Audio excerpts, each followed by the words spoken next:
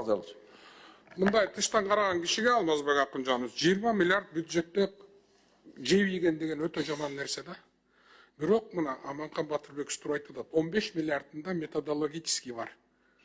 Ар кандай аны толуктап койсо болот. Биз деле мамлекеттик кызмат иштегенбиз. Может акт прием передача болуп элек, акттар келелек, тигелек, бу келелек. Ошон үчүн счетный палатаны реформа кылганга убакыт келди, Алмазбек Акынжанович. Счетный палатаны башынан баштап аягына чейин методологический бардык жагынан реформа кылыш керек. Ата счетный палата эски методология менен берип атат, 20 миллиард урдап кетти, жеп кетти деп. Азыркы биздин мыйзамдар боюнча ким жесе ошону экеселеп кустурат. Мунун ичинен bir 5 миллиард болот. Аны Камчыбек Кыдыршевич Кудай буйрса 10 миллиард кылып кайтарат. Прокуратура, ички иштер органдары.